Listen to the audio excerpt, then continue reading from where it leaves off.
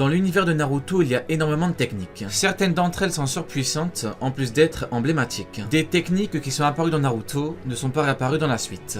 Boruto. La question qui se pose alors est, lesquelles de ces techniques vont-elles revenir dans Boruto? Bonjour à tous, je suis Ryu Sensei, j'espère que vous allez bien. Aujourd'hui, on verra 10 techniques surpuissantes de Naruto qui vont revenir dans Boruto. En seconde partie de vidéo, on parlera de Sasuke par rapport à son niveau et par rapport à ses techniques. Le programme est chargé et on verra ça tranquillement sur Konoha. Merci à toutes et à tous pour le soutien par rapport aux likes, aux abonnements et aux commentaires. Je lis un maximum de commentaires et ça se voit que la passion pour Naruto est magistrale. D'ailleurs, vous pouvez mettre votre technique favorite en commentaire, histoire que je vois ça. Si vous aimez Naruto et que vous n'êtes pas abonné, n'hésitez pas à le faire parce que vous êtes au bon endroit. Naruto c'est trop bien, Naruto c'est la vie, Naruto vie.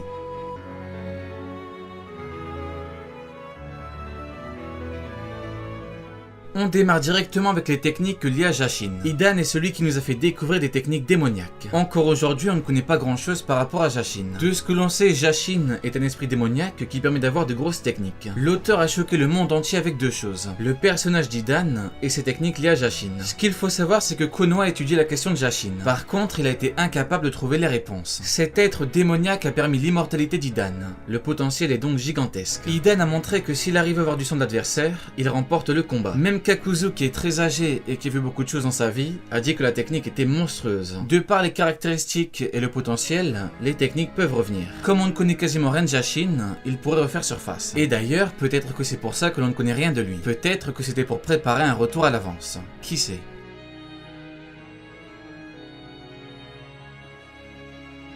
Le Shakuton est un Kekkei qui peut revenir. Il est très puissant et on ne l'a pas beaucoup vu. Le Shakuton est un Kekkei qui combine le vent et le feu. Ce Kekkei fait de la chaleur tellement grande qu'elle évapore le corps de l'ennemi. L'ennemi se retrouve alors totalement desséché. Pakura a montré que le Shakuton était vraiment surpuissant. Ce qui est intéressant, c'est que Naruto et Sasuke ont fait une combinaison, ce qui a fait du Shakuton. La différence, c'est que cette fois, le feu c'est Amaterasu. Tobirama voit que Hashirama avait du mal à faire des combinaisons. Naruto et Sasuke pourraient donc recombiner leurs forces pour refaire du Shakuton. Shakuton version flamme qui ne s'éteigne pas. Incroyable.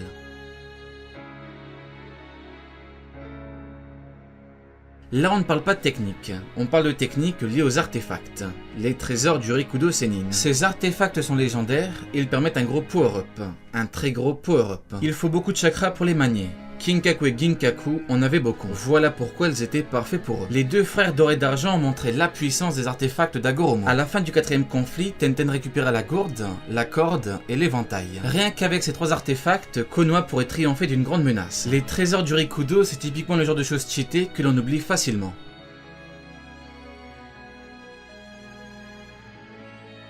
L'épée de Totsuka est le miroir de Yata, mais par rapport à Sarada. Ces artefacts, vous les connaissez parfaitement, ils sont incroyables. Aujourd'hui, on parlera donc d'une chose en particulier, Sarada avec les artefacts. Elle doit atteindre un niveau des plus énormes dans Boruto Shippuden. Donc je pense qu'il serait intéressant de l'imaginer avec les artefacts d'Itachi, son oncle. Elle pourrait battre n'importe qui avec l'épée de Totsuka, et elle pourrait protéger les siens avec le miroir de Yata. Imaginez un peu l'héritière de Sasuke avec les artefacts. Avec l'épée, Itachi a battu Orochimaru et même Nagato. L'épée de Totsuka est phénoménal. Avec le miroir de Yata, elle a pu se protéger de Kirin, l'énorme technique de Sasuke. Kirin est une technique effroyable qui pourrait battre quasiment n'importe qui. Un corps humain reste un corps humain. Si Kirin touche la cible, c'est terminé. Si elle parvient à récupérer les artefacts, on pourra avoir quelque chose d'énorme.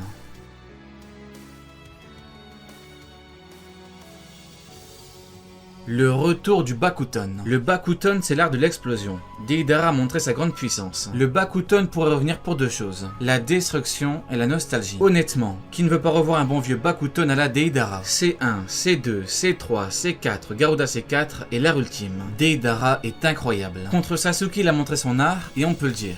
C'est du très très haut niveau. Grosse mention spéciale à l'art ultime. La technique est limite inclassable. Gary et Deidara étaient dans la même unité, le dynamitage. Imagine un peu que l'on apprenne l'existence d'un autre membre.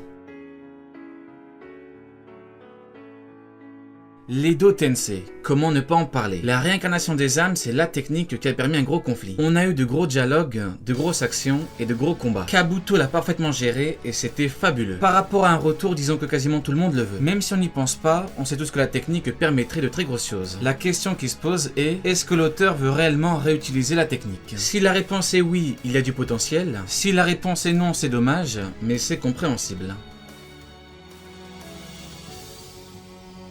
Le Tenseigan, l'œil légendaire de Hamura Otsutsuki. Les techniques du Tenseigan sont malheureusement les plus sous-estimées. Ce qu'il faut se dire, c'est que le Tenseigan, c'est un œil comme le Rinnegan, mais avec des techniques différentes. Hamura l'a éveillé durant son combat contre Jubi. Il fallait au moins ça pour battre un tel monstre. Le Tenseigan permet une chose des plus phénoménales. Il peut faire revivre une planète entière. Il s'agit de la réincarnation ultime. En plus de ça, il peut détruire la Terre avec la Lune. Le Tenseigan permet entre autres un mode chakra, l'invocation de golems qui rivalisent avec Kyuubi 50%, et même des sphères de la vérité, magistrales. Naruto a réussi l'impossible. Il a arrêté le cycle de la haine des villages ninja et il a ramené Sasuke au village. Après cela, Sasuke partira en voyage. Son voyage sera celui de la rédemption. Désormais, il voyage pour protéger le monde. Ça ne vous aura pas échappé, il a perdu une chose qui le caractérise énormément depuis le sauvetage du monde. C'est avec ça qu'il pouvait combattre les plus grandes menaces, son Rinnegan. Dans cette seconde partie de vidéo, on parlera des futures techniques de Sasuke. On analysera son niveau actuel et on verra ce qu'il fera pour atteindre un autre niveau. Tout d'abord, mettons les choses au clair. Sasuke a perdu beaucoup de puissance, tout comme Naruto. Il a actuellement un œil en moins qui est un Rinnegan Sitomoe. Sans son Rinnegan, il perd les techniques des 6 chemins, même si honnêtement on ne les a pas beaucoup vus chez lui. Par contre, il n'a plus son Amino Tejikara, et ça c'est très embêtant. C'est un ninjutsu spatio-temporel qui lui a été confié par Hagoromo Otsutsuki. On pourrait considérer que la perte n'est pas un drame, mais ça l'est. Le fait de pouvoir se téléporter et de pouvoir téléporter n'importe qui, c'est vraiment énorme. Par contre, il a certes perdu en puissance, mais il reste assez puissant, et même très puissant. Il a toujours le Chidori en technique offensive et surtout son jutsu Kirin. Kirin est une technique de rang S qui atteint le sol en 1 millième de seconde. Il peut toujours copier des techniques avec son Sharingan,